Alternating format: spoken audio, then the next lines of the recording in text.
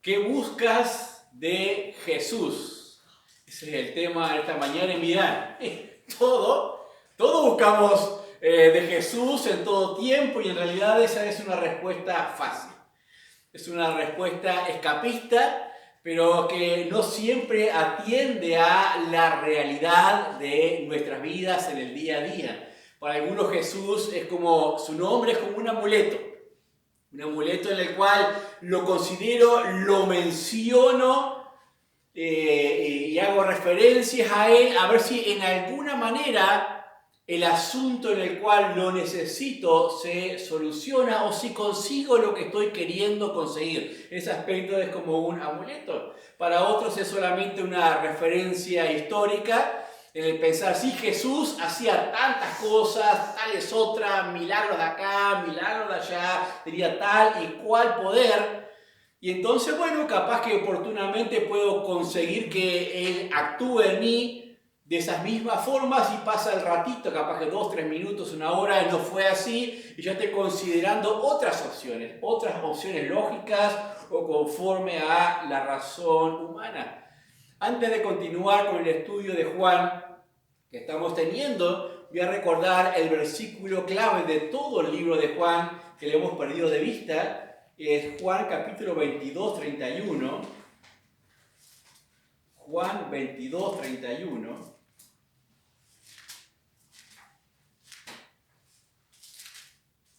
Si lo encuentra me dice, si no, el 20, 31.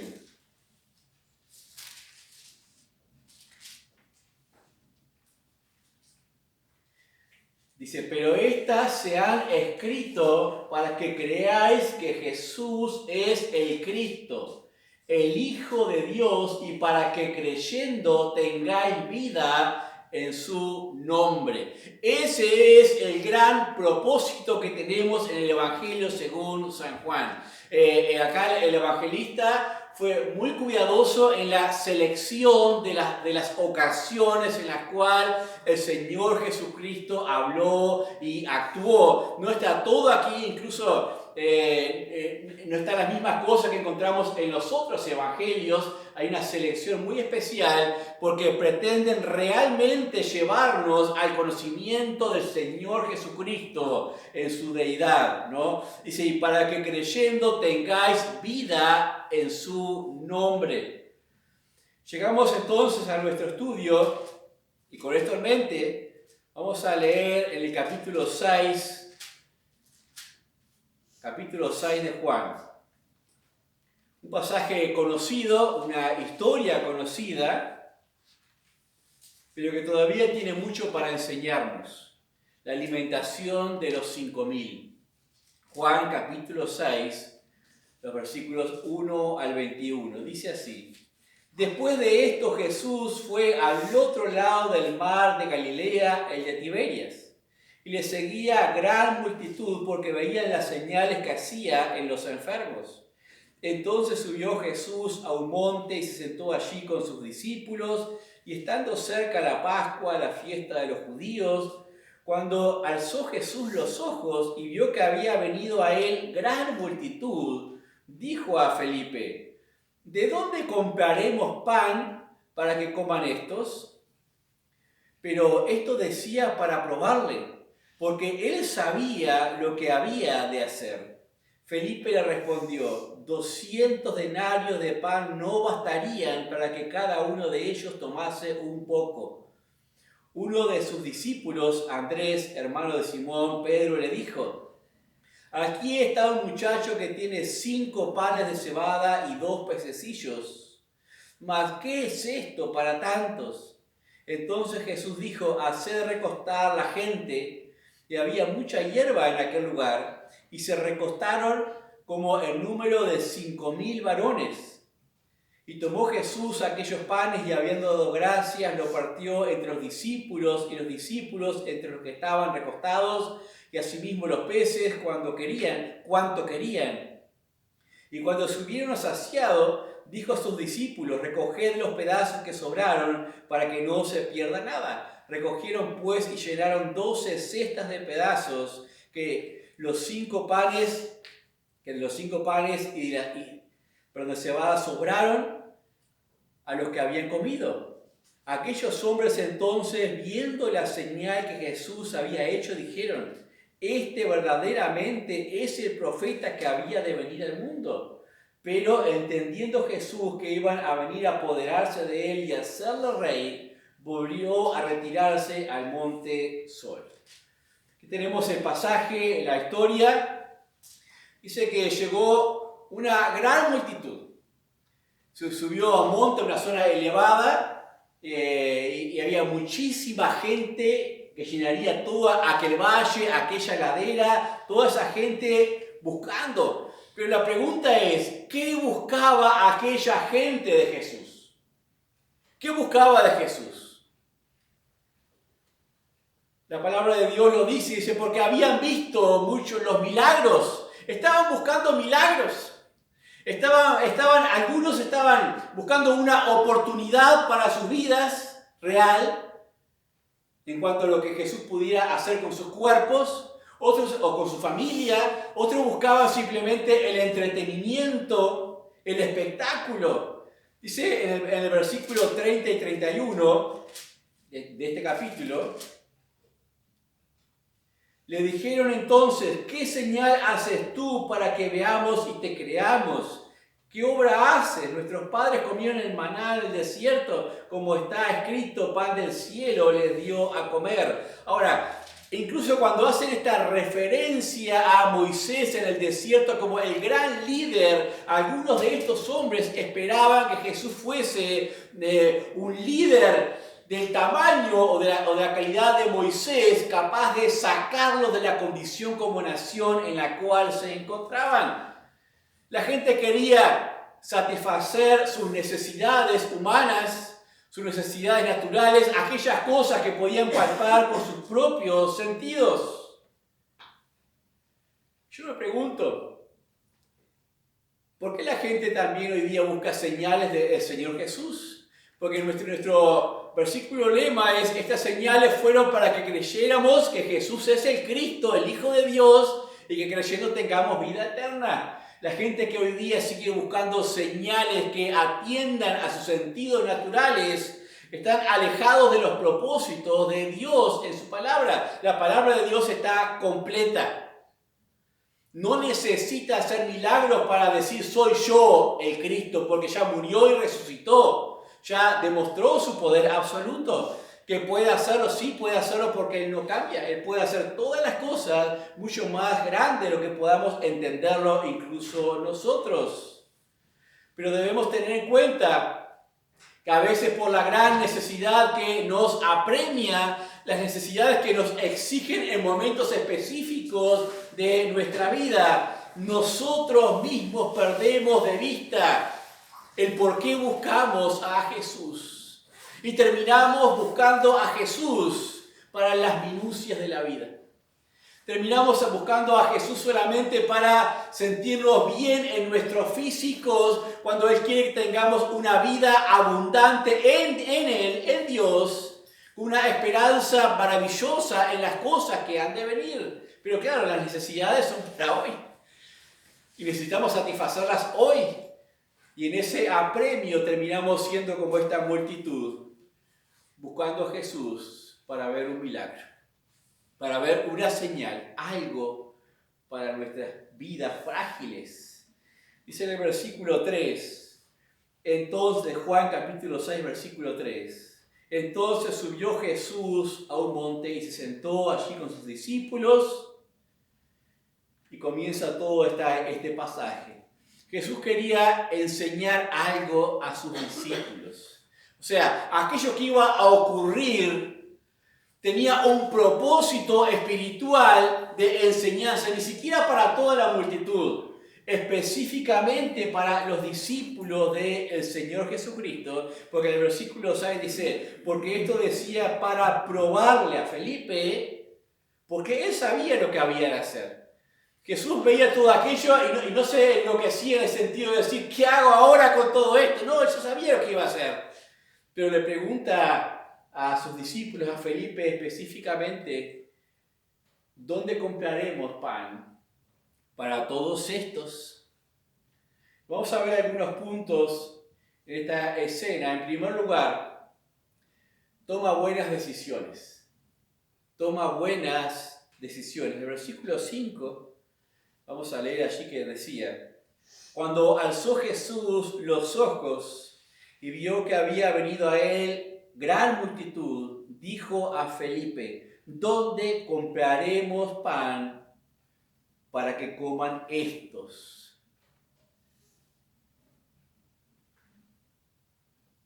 Es cierto que en muchos momentos de nuestra vida, como dijimos, los apremios pueden ser tan grandes o tan urgentes, en teoría, que nos exigen tomar una decisión ya.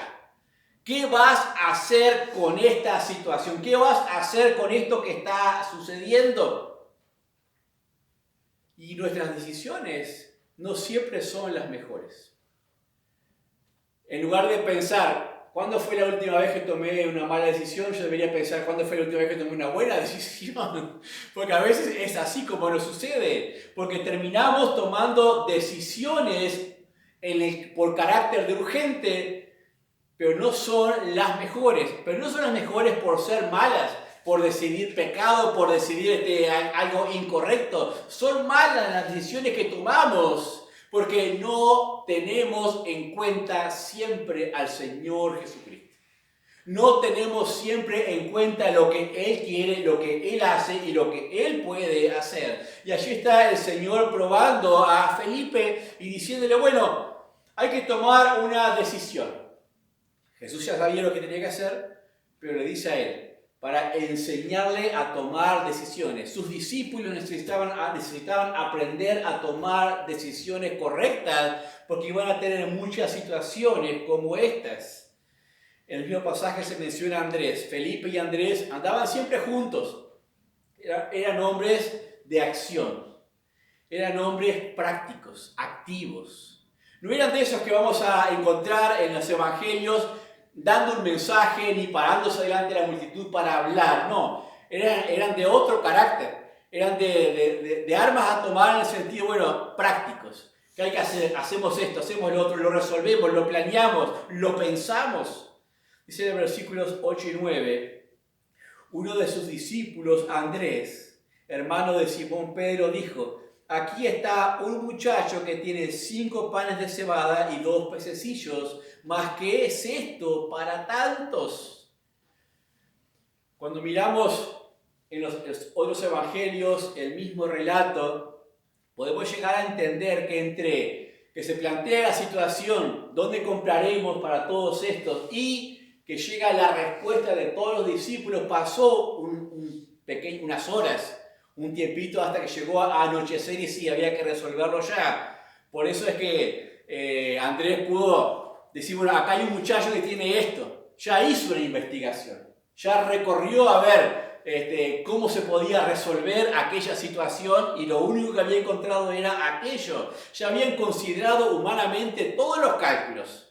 Ya habían hecho las mediciones lógicas y razonables en cuanto a aquello que Jesús les había planteado para poder hacer. Y en muchos momentos yo me identifico con estos hombres prácticos. Hay que hacer algo, se hace de una forma pragmática, que funcione, que se solucione y ya está. O sea, algunos somos de esa manera. Incluso cuando acá dice Felipe, 200 denarios no alcanzarían para alimentar a esta multitud. ¿Por qué ese número? Obviamente ya había mirado la capacidad de recursos las cuales podrían acceder en ese momento y serían 200 denarios. ¿Cuánto es eso, 200 denarios? Un denario equivalía más o menos al salario de un día. Si dijéramos $50, por decir algo, ¿no? Salario de un día en promedio, o sea, ¿cuántos serían 200 denarios? ¿Alguien rápido en cuenta? $10.000. O sea, 200 por 50. No, sí, $1.000. Poquísimo. Ahora, $1.000 en pesos uruguayos son 40.000 pesos, más o menos. ¿Cuántas personas había reunidas acá? Unas 15.000 personas. Vamos a ver que más o menos un promedio se calcula unas 15.000 personas. Si dijéramos cuánto se necesita para comer una persona al día, $5, por decir algo. 15.000 por 5, más difícil es. Estamos hablando de un promedio de unos 3 millones de pesos. El total para alimentar toda esa multitud contra 40.000 pesos. O sea, las cuentas no daban por ningún lado. O sea, la pregunta de Jesús les hizo, ¿dónde compraremos tanto para comer? Miraron todas las formas posibles y no vieron la oportunidad. Miraron Mateo, dice que eran 5.000 hombres sin contar mujeres y niños. Si contáramos mínimo una cantidad de una mujer y un niño, además de los 5.000 varones, tendríamos esa cifra de 15.000 en total reunidos. Ahora, ¿de dónde comprar para tantos? Ni siquiera era el problema de si tenían el dinero para eso, sino dónde. ¿Qué lugar, qué comercio estaría capacitado en un momento de la nada tener comida para 15.000 personas?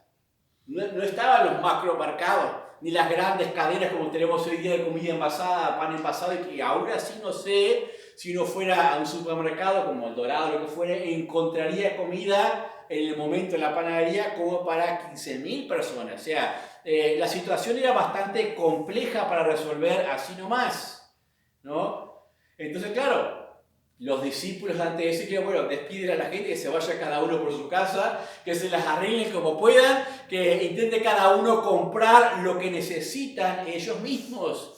Pero me quedo con esa pregunta del Señor Jesús, del versículo 5. ¿De dónde compraremos pan para que coman estos? Está asumiendo que es algo que ellos mismos deberán hacer.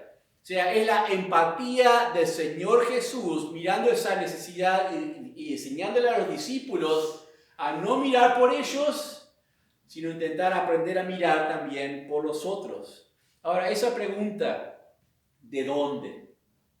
¿De dónde? Eso me hizo pensar. Tal vez nunca les ha pasado, nunca han pasado por una situación apremiante. Nunca han tenido una necesidad que les exija una respuesta y hasta ahora han vivido en las nubes fantásticamente o en el Valle de las Rosas. Capaz que es así, y entonces esto no tiene sentido para ustedes. Pero capaz que les ha pasado, como a mí, en esas situaciones, que nos vengan una serie de preguntas y golpeen nuestra razón. Como, ¿de dónde lo vas a sacar? ¿Qué vas a hacer? ¿Quién te va a ayudar? ¿Quién está contigo? ¿Y ahora qué? O sea, ¿les ha pasado esa pregunta? ¿Esas preguntas han venido a su vida en algún momento?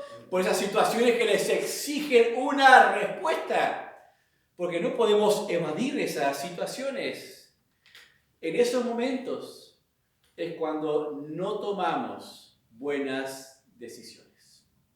En esos momentos es cuando hacemos como los discípulos, ponemos a trabajar la razón y la lógica, y humanamente hablando, decimos esto tiene que ser de esta manera porque no puede ser de otra. ¿Y en qué fallamos? ¿En qué pecamos? ¿En qué fallaron los discípulos del Señor Jesucristo? En que en esa ecuación de respuestas dejaron de lado al Señor. No le consideraron. No consideraron su poder, no consideraron su presencia, le desestimaron absolutamente. Ese es el problema a veces en nuestra toma de decisiones. Pensamos que ya analizamos todas las cosas, podemos resolverlas o no resolverlas, pero no consideramos lo que Él puede hacer. Y eso es lo que Jesús quiere enseñar a sus discípulos, porque estamos más o menos un año antes de la crucifixión aquí. Tenía ese año para aprenderlo y Jesús después ya no iba a estar con ellos. Y ellos iban a tener que seguir adelante, eran el fundamento de la iglesia y tenían que aprender a tomar decisiones considerando al Señor Jesucristo como presente y real en todo su poder y con toda su presencia.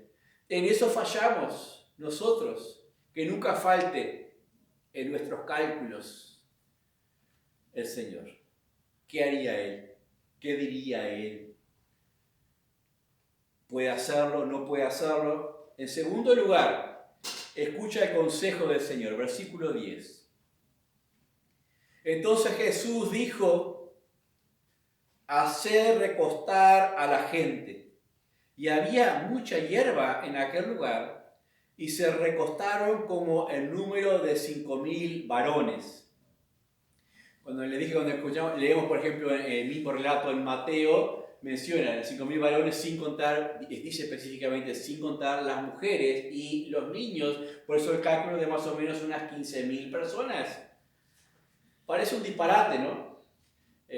Ustedes se pueden imaginar esa multitud. ¿Han estado en una multitud así de 15.000 personas reunidas? Vamos a cualquier partido de fútbol, ni siquiera de los más grandes, sino medianos, y encontramos esa cantidad de personas reunidas, 15.000 personas. Vamos a un concierto de un cantante medio pelo nada más, pues si es de más pelo, dice medio pelo, encontramos más o menos 15.000 personas también reunidas. O sea, hoy día es fácil reunir esa cantidad de gente, entonces no es de extrañarse que en aquellos tiempos también se reuniese una cantidad de gente importante, porque era realmente grandioso lo que estaba haciendo el Señor Jesucristo y cómo se corría la voz de quién podía ser Él y lo que podía hacer Él, ¿no? En el Evangelio según San Marcos, en el mismo relato dice que hicieron separar a la gente, sentarse por grupos. ¿Cómo fue la selección de grupos? No sé, tal vez eran por regiones, por colores de túnicas, depende de la región donde venían, a veces se distinguían por los colores que usaban también, no sé. Lo cierto es que el consejo del Señor siempre va a ser con orden y decencia. El consejo del Señor nunca va a ser algo desordenado, algo sin sentido, o sea, va a ser siempre con orden y decencia, que se sienten en grupos, que estén todos ordenaditos y nosotros le vamos a servir. Versículos 11 a 13 dice: y tomó Jesús aquellos panes y habiendo dado gracias los repartió entre los discípulos, y los discípulos entre los que estaban recostados, asimismo de los peces, cuanto querían. Y cuando se hubieran saciado, dijo a sus discípulos: recoged los pedazos que sobraron, para que no se pierda nada. Recogieron pues y llenaron 12 cestas de pedazos, que de los 5 panes de cebada sobraron a los que habían comido. Aquí tenemos algunas enseñanzas básicas. En primer lugar, Jesús tomó aquellos panes, poquitos y peces, ¿y qué hizo? Dio gracias. No pensó en lo que faltaba. Dio gracias por lo que tenía. Y eso es un buen consejo, ¿no? A veces en esas situaciones que pensamos que no hay solución, no hay nada, no hay salida, siempre hay algo. Da gracias. Da gracias por lo que tienes. Da gracias por lo que tienes y a veces no te pongas a pensar en lo que no tienes. Eso trae paz. Eso nos deja tranquilos con una visión clara de lo que vamos a hacer. ¿Ya? Da gracias en primer lugar. En segundo lugar, le da a sus discípulos de esos panes y esos peces para que sirvan. Sirve al Señor con aquello que tienes en tu mano. Sirva al Señor con aquello que tienes en tu mano. Pero no es suficiente, es poco. Mira toda esa gente. Eso es lo que tienes, diste gracias por lo que el Señor te dio, sirve al Señor con lo que tienes en tu mano y eso será suficiente. Eso será suficiente. Dice que todos quedaron satisfechos, todos quedaron saciados y sobró. En tercer lugar, y entonces en el versículo 13 dice: recogieron pues y llenaron 12 cestas de pedazos. Porque Jesús le había dicho: recoged los pedazos que sobraron para que no se pierda nada. Sé buen administrador de las cosas que el Señor provee. Sé buen administrador de las cosas que el Señor provee. Da gracias, sírvele con lo que Él ha puesto en tu mano y sé un buen administrador de las cosas que Él provee. O sea, Si con tan poquito hizo tanto y sobró tanto, agarramos más o menos un poco, llenamos los bolsillos y nos vamos, pues después puede hacer lo mismo. No. Recojan todo lo que sobró. Todo lo que sobró y póngalo en la cesta, y eran 12 cestas llenas allí de todo lo que había sobrado. Y no era sobrado que le faltaba una mordida o lo que sea. Eran pedazos enteros que habían sobrado. Y uno intentaría explicar este milagro, esto que ha pasado aquí, y realmente por la razón humana no se puede explicar. Solo hay una explicación para esto, y es que el Señor es Señor sobre toda la naturaleza, sobre todas las cosas, domina sobre todas las leyes naturales. Y no puede ser de otra manera porque Él es creador. Él creó todas las cosas. De la palabra de su boca, las cosas que no existían existieron y fueron creadas. Lo que se ve fue hecho de lo que no se veía, dice el libro de los Hebreos. Entonces, ¿habría algo imposible para el Señor Jesucristo? Claro que no lo hay. No lo hay. Por eso realmente digo, si aprendemos a incluir al Señor Jesucristo y quién es Él en nuestra toma de decisiones, tendremos menos posibilidades de caer en la desesperación o la angustia. Porque la desesperación y la angustia parten de la incapacidad de mi razón y lógica para ver la solución. Porque a veces es cierto, se escapa a nuestras posibilidades de la solución. Pero nunca se escapa a las posibilidades del Señor. Cuando yo le pongo en mi ecuación, tengo paz.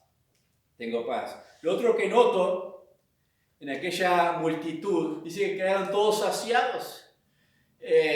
Cuando miramos la historia y lo que pasaba en aquellos tiempos, no eran tiempos de abundancia, de que brotaba la comida por todos lados. Había muchos lugares, regiones con hambre, o sea, la gente se saciaba con lo justo, con lo mínimo, y a veces con dificultad también para conseguir sus alimentos para la familia. Pero acá 15.000 personas totalmente saciados y les sobró, no querían comer más. Eso también es algo realmente a notarlo. Cuando el Señor hace algo, lo hace bien. Lo hace suficiente, absolutamente. Qué importante es hacer las cosas como dice el Señor, obedecerle. Porque cuando le hacemos como Él dice y le obedecemos, las cosas salen bien. Cuando nos apuramos en nuestras decisiones y pensamos, no, es esto lo que tengo que hacer, y no le pongo en la ecuación, a veces las cosas que pasan no siempre salen bien. Dice el versículo 15. Pero entendiendo Jesús que iban a venir a apoderarse de él y hacerle rey, volvió a retirarse al monte Sol. ¿Qué buscaban aquellos de Jesús? ¿Qué buscaba aquella gente de Jesús? Claro, si de la nada puede darnos alimento, tanto alimento que ha satisfecho, puede sanar a los enfermos, puede hacer todas estas cosas que quiero, que ya sea rey, que ya esté dominando toda la nación, que ya no tengamos a los invasores, que no tengamos a los romanos, lo tengamos a él por sobre todo. Querían hacerle rey, querían apoderarse de él y ya impulsarlo en una gran campaña política para ponerlo hacia adelante. Eso es lo que buscaba la gente. Querían hacerle rey. Jesús entendió estas cosas y se retira al monte. ¿Cómo se escapó de toda esa multitud? De los ojos de 15.000 personas. Una especie de milagro también pudo salir de aquella situación. Vuelvo a preguntar, ¿qué busco yo de Jesús? ¿Qué buscamos nosotros del Señor Jesucristo? Cuando tomamos decisiones, ¿está el Señor Jesucristo presente en esas decisiones, en esos cálculos que hacemos? ¿Estamos siguiendo sus instrucciones? En tercer lugar, reconócelo en todo momento. Versículo 16 al 21. Al anochecer, descendieron sus discípulos al mar y entrando en una barca, iban cruzando el mar hacia Capernaum. Estaba ya oscuro y Jesús no había venido con ellos. Y se levantaba el mar con un gran viento que soplaba, cuando habían remado como 25 o 30 estadios, vieron a Jesús que andaba sobre el mar y se acercaba a la barca y tuvieron miedo. Mas él les dijo: yo soy, no temáis. Ellos entonces con gusto le recibieron en la barca, la cual llegó enseguida a la tierra donde iban. Leemos el relato, en los evangelios leemos que Jesús le dijo: adelántense ustedes, yo me aparto para orar. Entonces se separaron los discípulos, cargaron esas 12 cestas en su barco y se metieron allí a atravesar en el mar de Galilea, y se levantó ese viento. Empezó a soplar. Eran marineros ellos, no debieron asustarse, pero estaban ahí luchándola, estaban remándola con todas sus fuerzas y no podían avanzar. Y les voy a decir así, la vida en ocasiones es de esa manera. De repente encontramos la solución, el motivo de la alabanza y el gozo, y el otro día nos encontramos nuevamente remándola, viendo que nuestras fuerzas no dan para seguir adelante. O sea, de un día al otro las circunstancias siguen siendo a veces contrarias. Pero estos discípulos tenían 12 cestas que eran testigos de las cosas que el Señor Jesucristo puede hacer en aquel bote, en aquel barco. Ahora, no desmarquen aquí el mismo relato, pero en Marcos capítulo 6 nos agrega otro detalle. Marcos 6:47.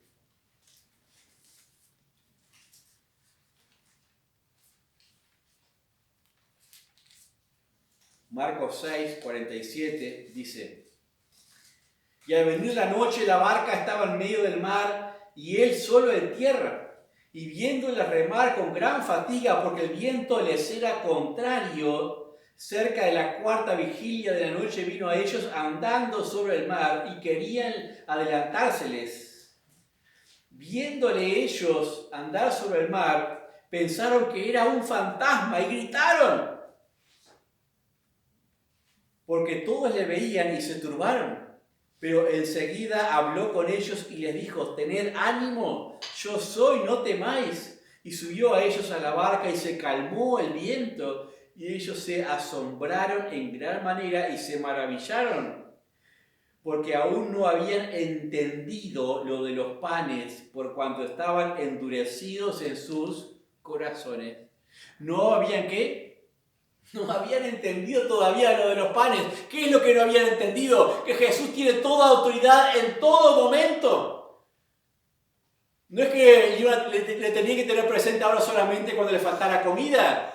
Jesús tiene autoridad en todo momento, en toda situación. Ahí estaban con su propia fuerza intentando salir de aquella situación del viento que les era contrario. Y de repente una figura comienza a caminar sobre el agua y se les parecía que se les adelantaba. Y estaban todos le habían visto. ¿Vos le viste también? Sí, yo también le vi, le veo. Y dijeron: es un fantasma. Y tenían miedo. Ahora, yo pensaba en esto, ¿no? ¿Era común ver fantasmas en el mar? No, no era común ver fantasmas. Es más, no se habla en ninguna parte de la Biblia de que aparezcan fantasmas. No existen. Pero aquellos hombres veían esa imagen, esa persona, es una persona, es una silueta tal, tiene que ser un fantasma. Era más fácil, más lógico para ellos pensar en algo que no existe, en algo que es irrazonable, irracional incluso, que creer que aquel Jesús que tiene poder sobre todas las cosas naturales estaba viniendo a ellos sobre el agua. Era más fácil eso, creer en aquella fantasía de un fantasma, que aquel podía ser el Señor Jesús. ¿Qué me dice esto? Que si ellos en su corazón, en sus mentes, en aquella situación, hubiesen tenido al Señor Jesús presente, al ver aquella imagen, enseguida hubieran dicho: es Jesús, es Jesús. Como aquel que espera un ómnibus especial que le va a venir a buscar y de repente pasa el rato y viene uno y otro, y de repente allá a lo lejos aparece una silueta alta que parece un ómnibus, y enseguida le dice a los demás: es aquel, tiene que ser aquel. porque le estaba esperando. Pero estos ni pensaban en el Señor Jesucristo, por eso ni se les pasó por la cabeza que podía ser el Señor Jesucristo caminando en aquel lugar, aquel que tiene el poder y dominio sobre todas las leyes de la naturaleza. No habían entendido lo de los panes. Nos cuesta un poquito a veces entender, ¿no? ¿Cuántas situaciones tenemos que pasar para llegar a entender que el Señor Jesucristo tiene poder sobre todas las cosas y es soberano absoluto? Dice ahí, como dice el versículo 52, porque aún no habían entendido lo de los panes, por cuanto estaban endurecidos en sus corazones. No estaban sensibles en sus corazones a tenerle presente allí. No es que eran incrédulos ni malos, no. No estaban sensibles para con el Señor hasta que escuchen esa voz. Yo soy, no temáis, cobrad ánimo. Y claro que cobraron ánimo con aquellas palabras. Aprende a escuchar la voz del Señor cuando la tormenta y las olas golpeen tu barca. Aprende a escuchar la voz del Señor diciendo yo soy. Y no veas solamente fantasmas. En horas oscuras, en horas de prueba, te voy a decir algo. Jesús siempre está. Yo estaré con vosotros todos los días, hasta el fin del mundo, dice Mateo 28:20. Siempre voy a estar con ustedes. El Consolador estará en ustedes, el Espíritu Santo. ¿Por qué nos agitamos? ¿Por qué nos enloquecemos? A veces el Señor espera hasta la noche. Espera hasta que parezca que se va a inundar la barca, que terminemos de agotar nuestras fuerzas, de remarla para aparecerse. ¿Por qué esperó tanto? Porque a veces solamente es en ese momento en que somos capaces de escuchar. Y en otro momento tal vez no escucharíamos su voz. Dios siempre es puntual. El problema es que nuestros tiempos no son los tiempos de Dios. Nosotros queremos que sea puntual en mi tiempo, en nuestros tiempos, pero Él tiene su tiempo oportuno porque en ese tiempo crecemos. En el tiempo de Dios somos edificados. No pierdas la esperanza, aunque parezca que el barco se está hundiendo, aunque parezca que las olas no te van a dejar. Te pregunto, ¿estás satisfecho en tu vida? ¿Estás saciado como le pasó a aquella multitud? Y también puede decir, bueno, podría considerar algunas cositas que podría mejorar, podría cambiar. ¿Qué buscas de Jesús? ¿Qué realmente estás buscando del Señor Jesucristo? Como sabemos, el mundo no deja de girar. Y en cada gira a veces nos trae una sorpresa.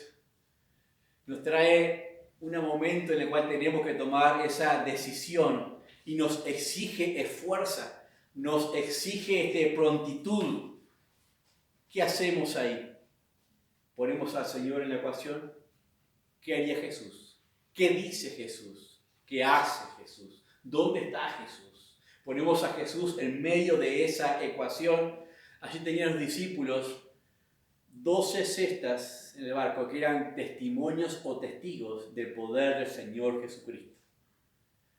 Nosotros también tenemos, cuando miramos atrás, tal vez tengamos cestas de testigos, tengamos ocasiones que dan testimonio de que el Señor ha sido real en mi vida en tal ocasión, en cual otra y en tal otra. Entonces, ¿por qué no lo va a hacer hoy? ¿Por qué no lo va a hacer mañana? Mira hacia atrás.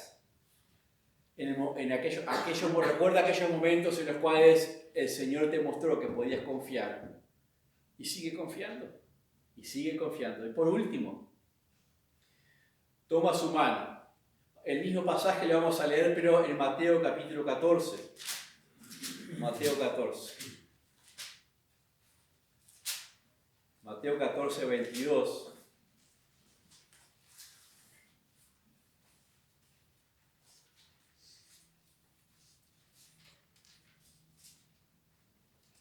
Dice así: enseguida Jesús hizo a sus discípulos entrar en la barca e iba delante de él a la otra ribera. Entre tanto que él despedía a la multitud, subió al monte para orar aparte, y cuando llegó la noche estaba allí solo. Y ya la barca estaba en medio del mar, azotada por las olas porque el viento era contrario. Mas a la cuarta vigilia de la noche Jesús vino a ellos andando sobre el mar. Y los discípulos, viéndole andar sobre el mar, se turbaron diciendo: ¡un fantasma! Y dieron voces de miedo. Pero enseguida Jesús les habló diciendo: tened ánimo, yo soy, no temáis. Entonces le respondió Pedro y dijo: Señor, si eres tú, manda que yo vaya a ti sobre las aguas. Y él dijo: ven. Y descendiendo Pedro de la barca, andaba sobre las aguas para ir a Jesús, pero al ver el fuerte viento tuvo miedo y comenzando a hundirse dio voces diciendo: Señor, sálvame. Al momento Jesús, extendiendo la mano, asió de él y le dijo: hombre de poca fe, ¿por qué dudaste? Y cuando ellos subieron a la barca se calmó el viento. Entonces los que estaban en la barca vinieron y le adoraron, diciendo: verdaderamente eres Hijo de Dios. Esta es una escena que comparten Mateo, no la comparten los otros. Marcos no la comparte Lucas o Juan. Pero en esta ocasión tenemos a este hombre, tenemos a Pedro, un poco más osado, ¿no? Ve aquello y dice: soy yo, bueno, si sos vos, manda que vaya a ti. Bueno, ve. Sí, y Pedro ha pensado: si él camina sobre el agua, yo soy su discípulo y él me autoriza, yo debo poder también andar sobre el agua. Realmente fue una experiencia maravillosa la del apóstol Pedro, una experiencia de fe, obviamente, pero ¿qué le pasó a Pedro? Y les voy a decir algo. Nuestra fe, lo que creemos, no siempre se va a ver igual que las cosas que tocamos y tenemos a nuestro alrededor. No siempre van a ser compatibles. ¿Qué quiero decir con eso? Que podemos estar en nuestro corazón, en nuestro ánimo, en nuestro espíritu, pensando en las maravillas del Señor, las maravillas de Dios, todo su poder, toda su grandeza, gozándonos en Él, pero por otra parte, nuestros cuerpos están sufriendo. Nuestra vista está viendo cosas que vienen contra nosotros, que nos son absolutamente contrarias. Podemos tener esa contradicción entre lo que creemos y lo que está realmente sucediendo. Eso le pasó a Pedro. O sea, creo que tú eres y entonces voy a ir a ti, manda, y si tú lo mandas voy, y bajó el agua. Pero ¿qué pasó cuando llegó al agua y empezó a caminar? Dice que viendo las olas, ¿qué pasó? ¿Tuvo miedo? Lo que veía no había desaparecido. Seguían estando las olas allí. Lo que creía era real, pero las olas también eran real. ¿Cómo compatibilizamos eso? Si centramos nuestra vista en las olas, nos hundimos. Si centramos nuestra vista en el Señor, permanecemos fieles. Las olas no desaparecen. El viento sigue soplando. El agua sigue siendo menos densa que nuestro cuerpo y nos vamos a hundir. Pero cuando miramos al Señor, mantenemos el ánimo y la esperanza. Tuvo miedo y comenzó a hundirse. Señor, sálvame. ¿Qué hizo Jesús? Tendió su mano y le asió. Le tomó, subieron a la barca y todo se calmó y llegaron enseguida a la orilla a donde iba. Toma la mano del Señor. Nos va a pasar eso. Vamos a tener esas contradicciones en nuestra vida. Lo que vemos, lo que nos llega a nosotros y lo que creemos. No siempre va a estar al unísono, pero confía en el Señor Jesucristo. Y a pesar de que haya olas, toma su mano y mantente aferrado a Él. ¿Qué buscas del Señor Jesús? Esa es la pregunta de esta mañana. Vamos a orar. Padre, damos gracias en este tiempo por tu palabra, por el ánimo que nos das a través de ello, Dios. Damos gracias porque entendemos y sabemos que todo lo gobiernas. Tú estás sobre todas las cosas aún.